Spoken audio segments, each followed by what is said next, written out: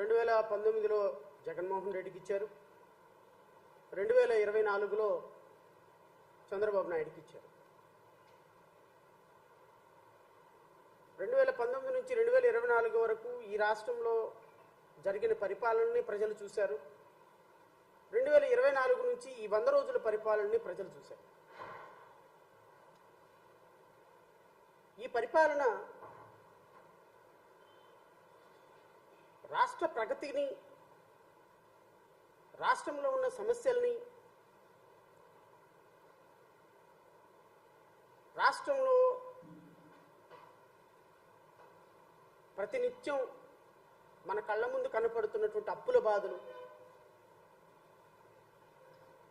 ఉపాధి లేమి బాధలు, కరువు కాటకాలు ఇవన్నీ గాలికి వదిలేసి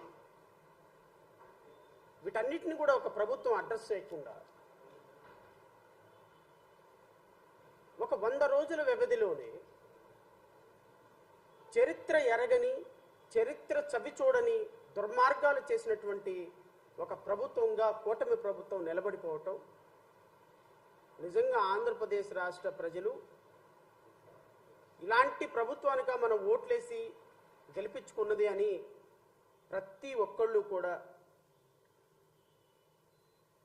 ఆత్మవిమర్శ చేసుకుంటున్నారు.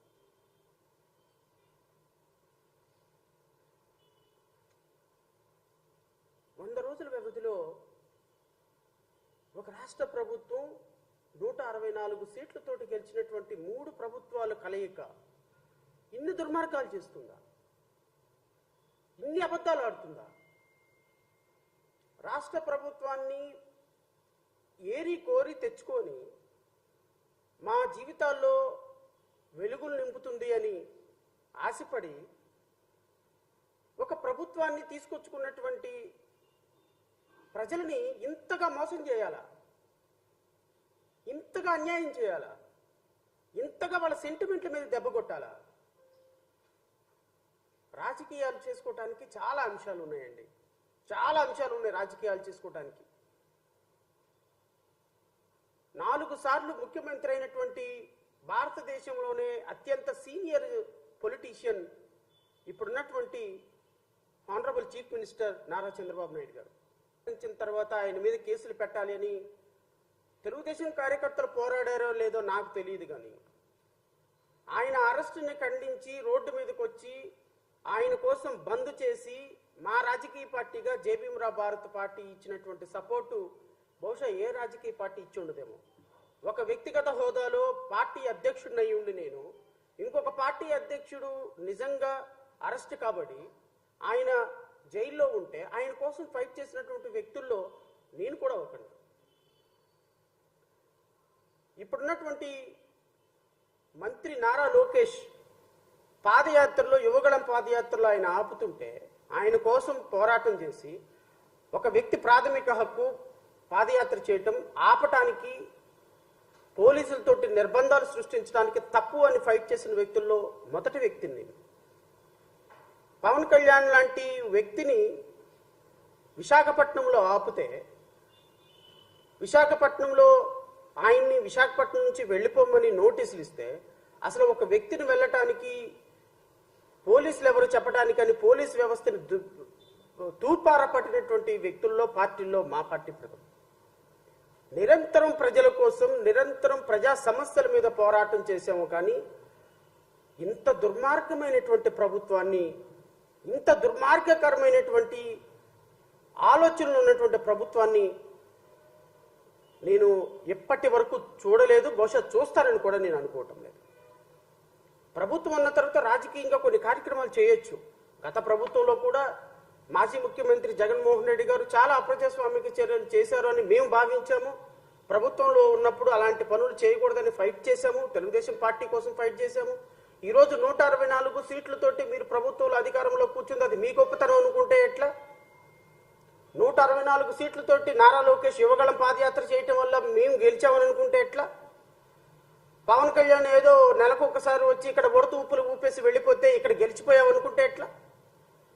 లేకపోతే వీర మహిళలో, జన సైనికులు ఈ రాష్ట్రంలో జరిగే ప్రతి సమస్య మీద ఫైట్ చేశాము, మా వల్లే మేము 165 సీట్లు 64 సీట్లు గెలిచామనుకుంటే ఎట్లా?